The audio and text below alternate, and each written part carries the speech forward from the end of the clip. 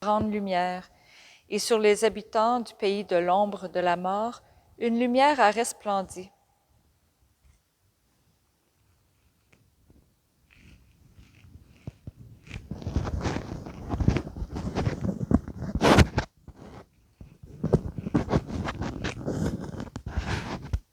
Au nom du Père et du Fils et du Saint-Esprit, Amen. la grâce de Jésus-Christ notre Seigneur, l'amour de Dieu le Père et la communion de l'Esprit Saint soient toujours avec vous. Et avec votre esprit. Nous célébrons la messe d'aujourd'hui pour le repos de l'âme de Léo Robichaud. C'est encore le temps de Noël. Nous avons célébré dernièrement la solennité de la Vierge, Mère de Dieu, et nous tendons vers une autre solennité, qui est celle de l'Épiphanie, la fête de roi mage. Alors nous sommes entre deux solennités. D'ailleurs, les deux solennités émanent de la plus grande solennité, qui est celle justement de la nativité, la naissance de notre Seigneur. Alors nous continuons à méditer sur le même mystère. Demandons au Seigneur, cet enfant qui est né dans la crèche, de venir nous donner le sens du don de soi, le sens de choses simples, le sens d'accueillir l'humilité dans notre vie. Parfois, on en a besoin. Commençons par reconnaître devant Dieu que nous sommes des pécheurs, qu'il nous arrive de lui tourner le dos et que nous avons besoin et que nous avons soif aussi de son pardon.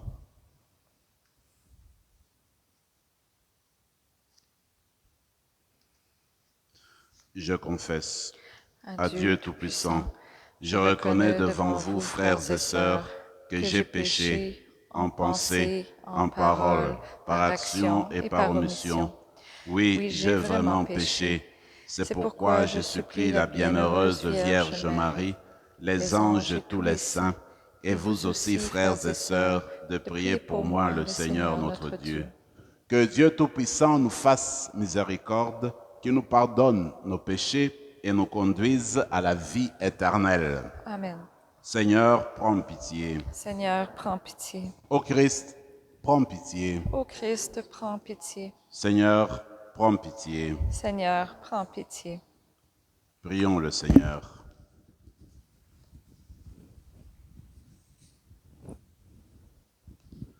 Dieu Tout-Puissant, nous t'en prions. Puisque ton salut s'est manifesté pour la rédemption du monde par une lumière nouvelle dans les cieux, qu'il s'élève en nos cœurs pour les renouveler toujours. Par Jésus-Christ, ton Fils, notre Seigneur, qui vit et règne avec toi dans l'unité du Saint-Esprit, Dieu, pour les siècles des siècles. Amen.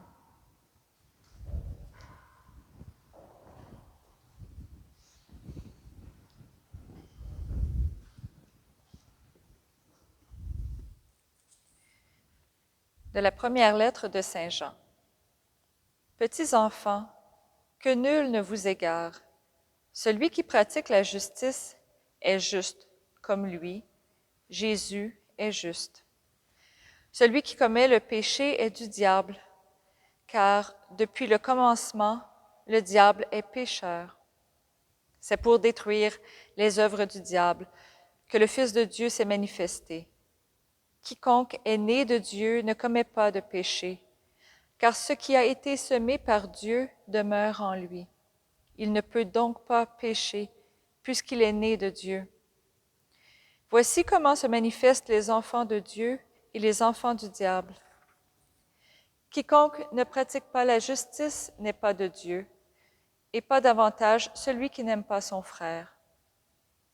Parole du Seigneur. Nous rendons grâce à Dieu. La terre tout entière a vu le salut de notre Dieu. La terre tout entière a vu le salut de notre Dieu. Chantez au Seigneur un chant nouveau, car il a fait des merveilles. Par son bras très saint, par sa main puissante, il s'est assuré la victoire.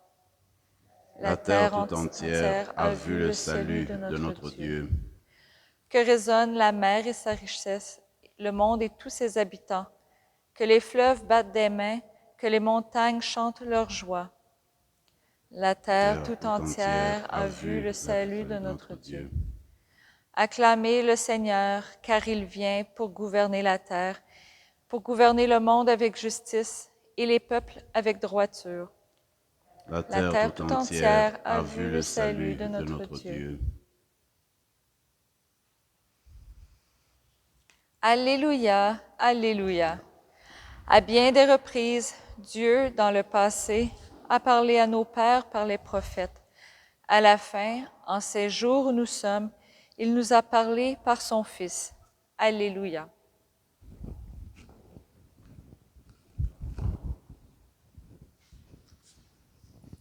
Le Seigneur soit avec vous. Et avec votre esprit. Évangile de Jésus-Christ selon saint Jean. Gloire à toi, Seigneur. En ce temps-là, Jean le Baptiste se trouvait avec 2 de ses disciples. Posant son regard sur Jésus qui allait et venait, il dit, « Voici l'agneau de Dieu. » Les 2 disciples entendirent ce qu'il disait et ils suivirent Jésus. Se retournant, Jésus vit qu'ils le suivaient, il leur dit, « Que cherchez-vous » Ils lui répondirent, « Rabbi », ce qui veut dire maître, « où demeures-tu » Il leur dit, « Venez et vous verrez. » Ils allèrent donc, ils virent où il demeurait et ils restèrent auprès de lui ce jour-là. C'était vers la 10e heure, environ 4 heures de l'après-midi. André, le frère de Simon-Pierre, était l'un des 2 disciples qui avaient entendu la parole des gens et qui avaient suivi Jésus. Il trouve d'abord Simon, son propre frère, et lui dit, « Nous avons trouvé le Messie », ce qui veut dire Christ. André amena son frère à Jésus. Jésus posa son regard sur lui et dit, « Tu es Simon, fils de Jean, je t'appellerai Képhas », ce qui veut dire Pierre. Acclamons la parole de Dieu. Louange à toi, Seigneur Jésus.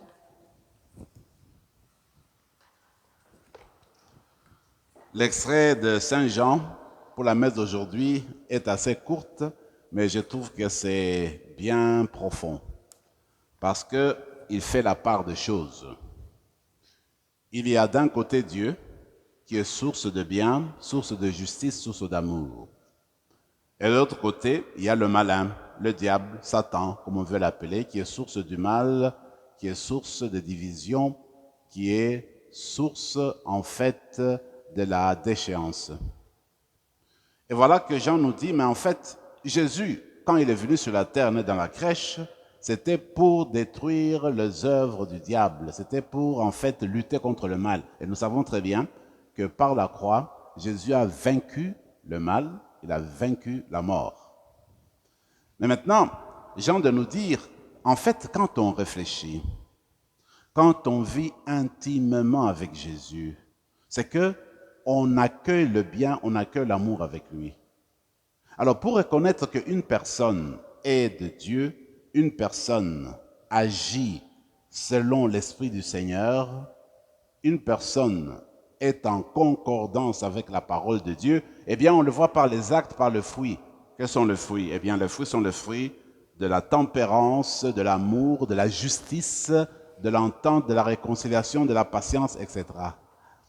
Et puis il dit, alors, ceux qui sont disciples du diable, c'est la même chose. On le voit par leurs fruits. Quels sont les fruits? Eh bien, c'est source de tout mal. Donc, le mal par lui-même, en excellence, c'est la division. Eh bien, c'est dénigrer des personnes. Eh bien, c'est le mensonge et ce sont des trahisons. Maintenant, quand on réfléchit, en fait, c'est comme source de discernement. Comment discerner les choses qui appartiennent à Dieu et les choses qui n'appartiennent pas à Dieu? Il me semble que Jean nous donne en fait le ton. Dernièrement, je ne sais pas si vous avez eu l'occasion, je crois que c'était au mois de décembre, dans 3 de ses catéchèses hebdomadaires, le pape a développé le thème de discernement. Et je me rappelle simplement d'une chose qu'il disait. Il dit voilà, même dans ta prière, à supposer que tu penses avoir obtenu quelque chose de Dieu, parce que tu l'as invoqué, tu as prié. Alors il dit, mais il faut toujours aussi le discernement après que tu aies reçu la chose. Maintenant, comment savoir que la chose que tu as reçue, que tu penses avoir reçue de Dieu, vient vraiment de Dieu, dit le pape. Il dit, eh bien, la chose qu'on pense avoir reçue de Dieu, cette chose-là, cet acte-là, doit toujours être source de paix intérieure. Ça donne la paix intérieure, ça te donne un approfondissement spirituel, ça te permet de vivre en paix avec ton entourage, ça ne suscite pas de la détresse en toi, ça ne te conduit pas, n'est-ce pas, à vivre des conflits intérieurs. Et ça, c'est une manière de discerner la chose. Je trouve que c'était beau, ce qu'il disait. Ça me fait rappeler ce que Saint Jean dit. Mais en fait, ce que Saint Jean nous dit, et ce qui est vrai, ce on doit essayer de faire, c'est au jour le jour, tourner notre face vers la face de Dieu, tourner notre cœur vers Dieu qui est source de bien. Parce que sans la source de bien, on ne peut rien faire. Regardez la source d'eau. Si on est dans une rivière et on coupe la source, on n'aura plus l'eau. Alors l'eau qu'on reçoit, c'est l'eau qui vient de la source. Alors, si la source est bonne, l'eau qui passe devant toi, elle sera bonne. Alors notre source doit toujours être Dieu. Source de réflexion, source de prière, source même de toutes nos réflexions, source de toute notre vie. Nous nous basons, nous nous référons à Dieu. Alors comme il est source de tout bien, logiquement, spirituellement parlant, eh bien, nous serons appelés à aimer, à faire le bien. Nous aurons l'enthousiasme de faire toujours le bien. Si nous nous ouvrons davantage, c'est ce qui arrivera. Évidemment, avec nos fatigues, avec notre statut d'être humain, ça peut arriver qu'on se décourage, mais ce qui est sûr, c'est qu'il faut compter sur l'Esprit du Seigneur, et l'Esprit du Seigneur ne fera que nous conduire vers la source de tout bien, qui est Dieu lui-même, Dieu par excellence. J'aime beaucoup cet évangile que Jean nous propose aujourd'hui, qui en fait parle des choix des premiers disciples. Alors Jésus vient d'être baptisé, c'est peut-être 2 ou 3 jours après, il revient sur le lieu de son baptême, et puis Jean le Baptiste est là, il voit, Jean avait des disciples. Alors à ce moment-là, il en avait 2 qui étaient là à ce moment-là, et puis il montre aux autres, là, voici l'agneau de Dieu. Et ils comprennent tout de suite que c'est le Messie. Il dit, ah, on va le suivre. Il laisse Jean, il suit Jésus. Alors Jésus, il marchait, il était seul. Comme dit le texte, il sent qu'il y a des gens qui le suivent. Il se retourne, il dit, que cherchez-vous? Voilà la question. Que cherchez-vous? Et il me semble que le Seigneur suscite toujours en nous cet intérêt. Quand nous allons vers lui, quand nous allons à la prière, quand nous allons méditer, la question clé, il me semble, c'est que cherchez-vous? C'est qu'est-ce que tu veux obtenir? Qu'est-ce que tu cherches? Et j'aime bien la réponse. Seigneur, où est-ce que tu vis? Où demeures-tu? Venez et vous verrez. Et ça, c'est la réponse que le Seigneur nous donne. Il ne te dit pas, alors, tu verras que tu feras toujours du bien. Non, non. Viens et tu verras. Alors, c'est l'expérience, en fait, à laquelle nous sommes continuellement appelés, aller à la rencontre du Seigneur et faire l'expérience avec lui. J'ai toujours aimé la réflexion d'un théologien hollandais, Schillebeeckx, lui qui disait, mais en fait, les apôtres nous ont parlé de Jésus à partir de leur expérience avec Jésus. Maintenant, si toi, tu veux parler de Jésus, parle de lui à partir de ton expérience. Donc, tu fais d'abord ton expérience avec Jésus, ensuite, à partir de cette expérience, tu t'exprimes. Venez et vous verrez. Donc, on va chez lui, on demeure avec lui et on commence à parler de lui parce qu'on a demeuré avec lui. J'aime beaucoup ce qui est dit là. Eh bien, c'était vers la 10e heure, environ 4 heures de l'après-midi. Quand on fait des moments importants, on a vécu un moment important, souvent on retient l'heure, on retient le moment, parfois même le jour. Parce que c'était important ces moments-là. Quand vous demandez aux amoureux, généralement ils se rappellent très bien quand ils sont vus pour la première fois. L'autre jour, j'entendais à la télévision, on parlait d'un monsieur qui était vieux, qui avait peut-être 92 ans, on disait qu'il était encore bien marié. Alors on me demandait, mais est-ce que vous vous rappelez encore de votre premier baiser? Il dit oui. Il rappelle comment ça a été, comment c'était. Quand tu as fait quelque chose qui t'a marqué, tu gardes l'heure, tu gardes tout ce que tu as vécu. Alors ces gens-là, c'était un moment important. C'était la 10e heure quand ils ont rencontré Jésus. Et c'était 4 heures de l'après-midi. Ils se sont rappelés, c'était quelque chose qui les a frappés, sérieusement. Je termine avec la conclusion, parce que parmi les 2 disciples-là, les 2 qui ont suivi Jésus, comme on le dit, il y avait André. Alors André est parti dire à son frère, on a trouvé le Messie. Il prend son frère, il va le présenter devant Jésus. Jésus le regarde et dit, toi, je sais que tu es Simon, fils de Jean, je vais t'appeler Képhas. On sait qu'il est devenu Pierre, donc le fondement de l'Église, le fondement du groupe des apôtres. Mais je m'arrête à cela parce que je voudrais vous parler rapidement des orthodoxes.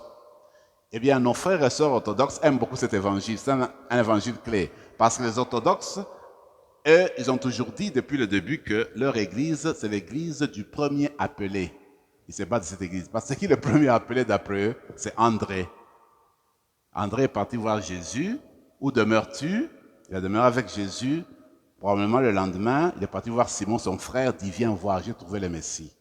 Et Simon arrive, Jésus dit, tu seras Pierre.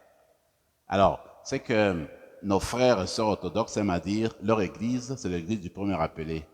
Et les catholiques aiment à dire, leur église, c'est l'église du roc, donc de Képhas, voyez-vous, de celui qui a créé. Alors, ces 2 églises-là sont appelées à devenir des églises sœurs. On les appelle aujourd'hui des églises sœurs.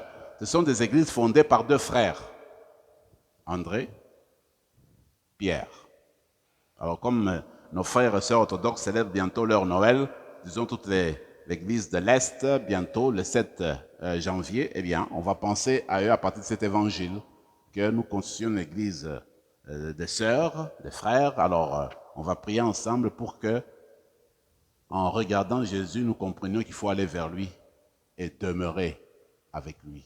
Quand on a demeuré avec lui, que nous fassions l'expérience d'avoir vécu avec lui, que nous partagions cette expérience-là. Amen.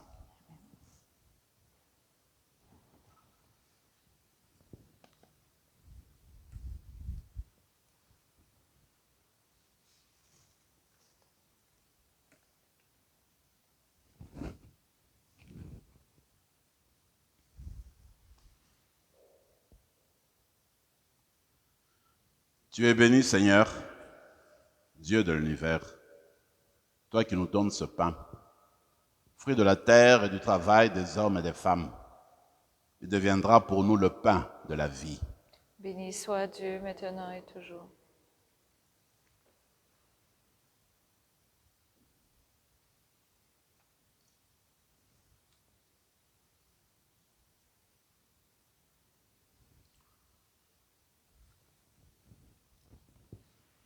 Tu es béni, Seigneur, Dieu de l'univers, toi qui nous donnes ce vin, fruit de la vigne et du travail des hommes et des femmes.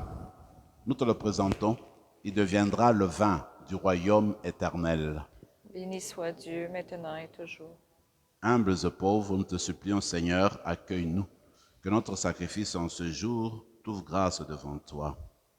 Lave-nous de nos fautes, Seigneur, purifie-nous de nos péchés.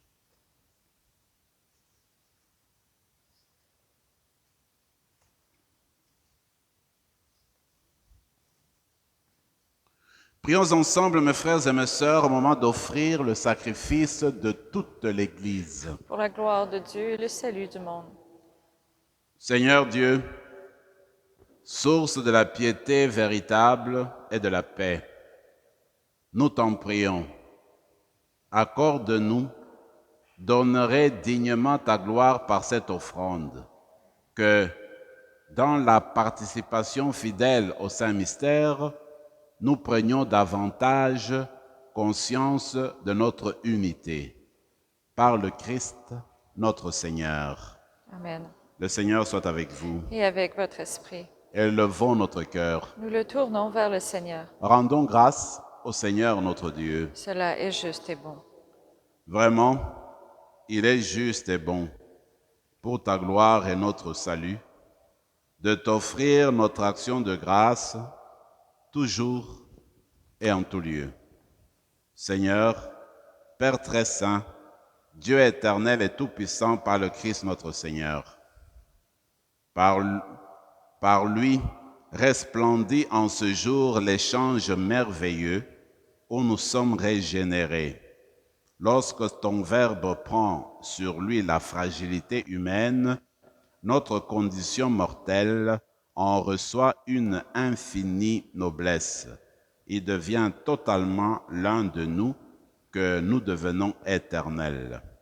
C'est pourquoi, unis au cœur des anges, nous te louons dans la joie en proclamant.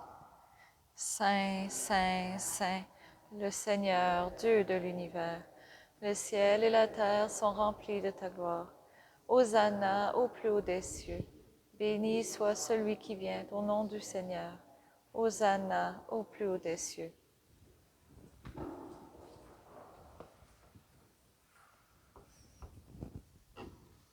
Tu es vraiment saint, Dieu de l'univers, et il est juste que toute la création proclame ta louange, car c'est toi qui donnes la vie, c'est toi qui sanctifies toutes choses par ton Fils Jésus-Christ notre Seigneur, avec la puissance de l'Esprit Saint.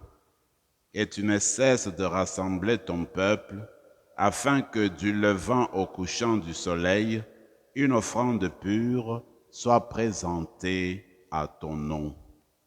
C'est pourquoi nous te supplions, Seigneur, de consacrer toi-même les offrandes que nous apportons. Sanctifie-les par ton esprit pour qu'elles deviennent le corps et le sang de ton Fils Jésus-Christ notre Seigneur, qui nous a dit de célébrer ce mystère. La nuit même, où il fut livré, il prit le pain. En te rendant grâce, il dit la bénédiction, il rompit le pain et le donna à ses disciples en disant, « Prenez et mangez-en tous. Ceci est mon corps, livré pour vous. »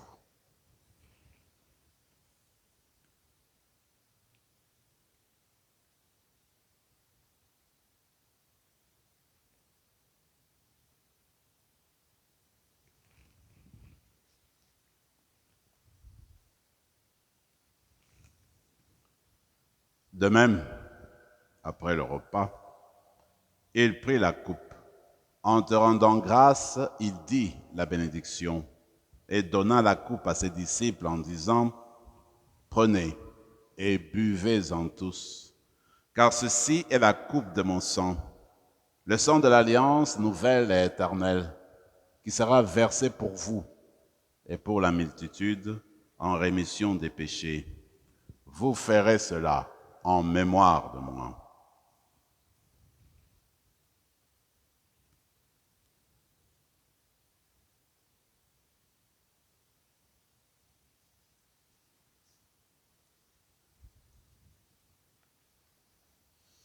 Proclamons le mystère de la foi.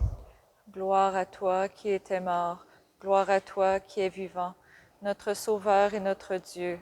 Viens, Seigneur Jésus.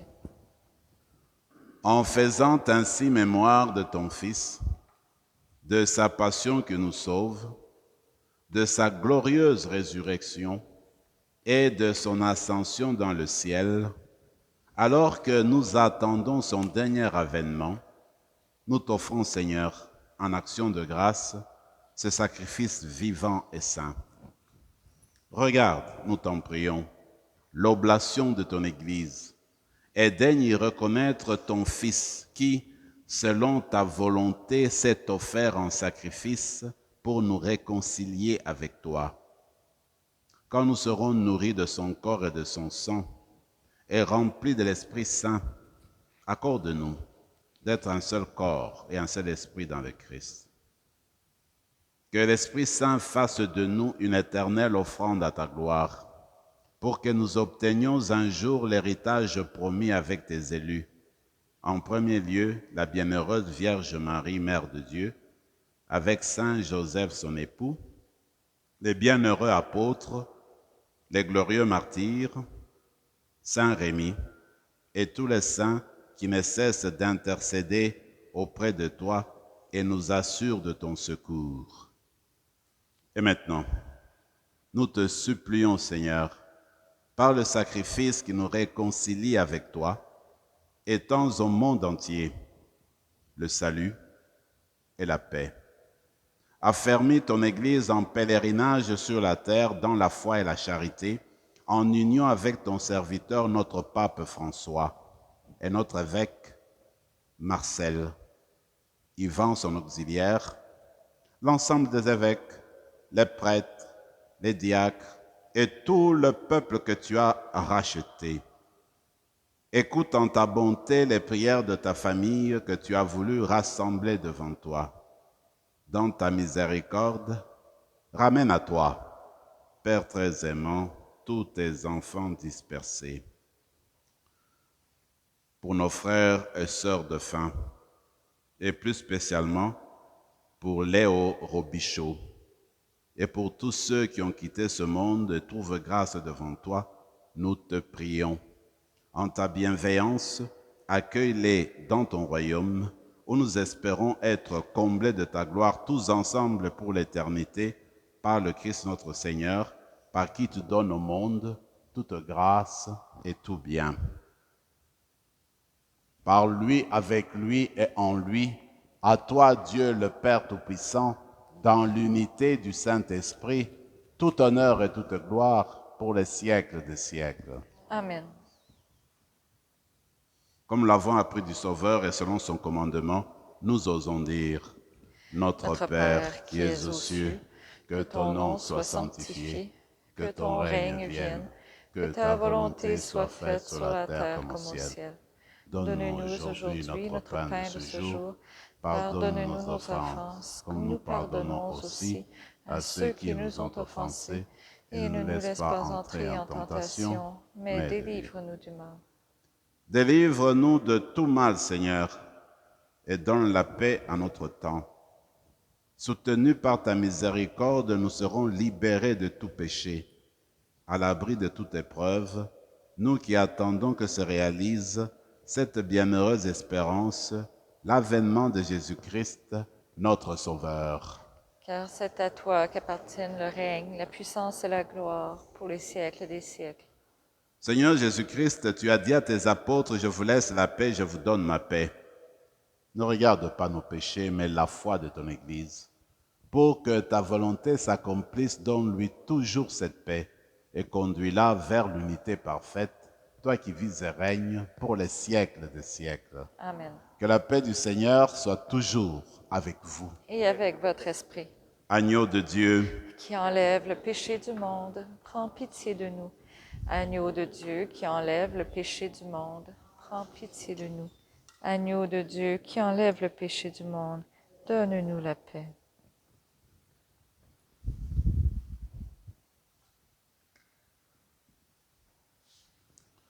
que le corps et le sang de Jésus-Christ réunis en cette coupe nourrissent en nous la vie éternelle. Seigneur Jésus-Christ, que cette communion à ton corps et à ton sang n'entraîne pour nous ni jugement ni condamnation, mais que par ta bonté, elle soutienne notre esprit et notre corps et nous donne la guérison.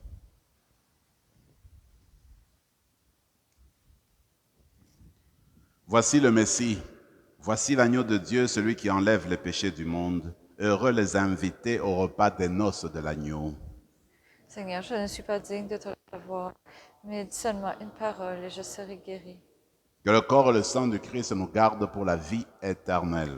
Amen.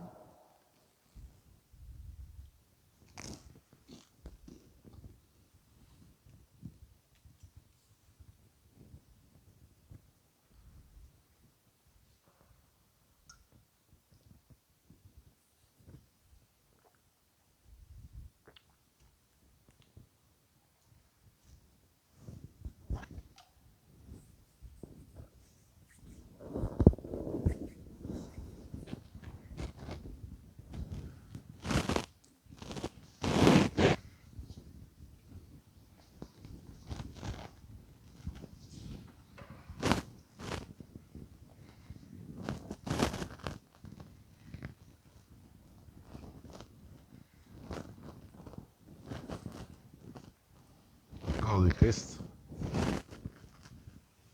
Le corps du Christ. Amen. Le corps du Christ. Le corps du Christ. Le corps du Christ. Le corps du Christ. Le corps du Christ. Le corps du Christ.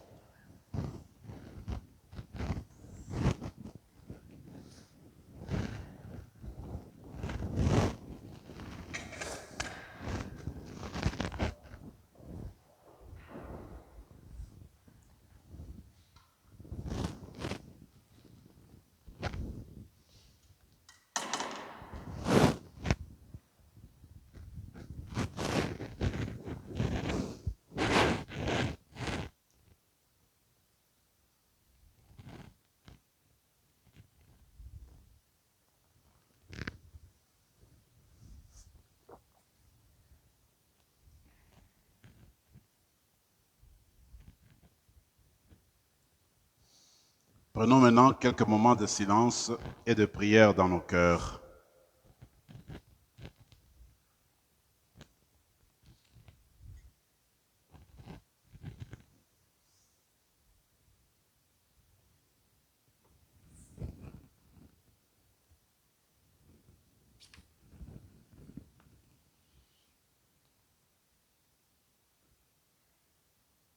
La vie qui était auprès du Père s'est manifestée et nous est apparue. Prions encore le Seigneur. Ton peuple, Seigneur, a besoin de multiples secours pour sa traversée d'ici-bas. Que ta tendresse lui accorde ceux de la vie présente, comme ceux de la vie future, trouvant alors le réconfort nécessaire dans les choses qui passent, il cherchera les biens éternels avec plus de confiance, par le Christ, notre Seigneur. Amen. Le Seigneur soit avec vous Et avec votre esprit. et que Dieu Tout-Puissant vous bénisse, le Père, le Fils et le Saint-Esprit. Amen. Allez dans la paix du Christ. Nous rendons grâce à Dieu.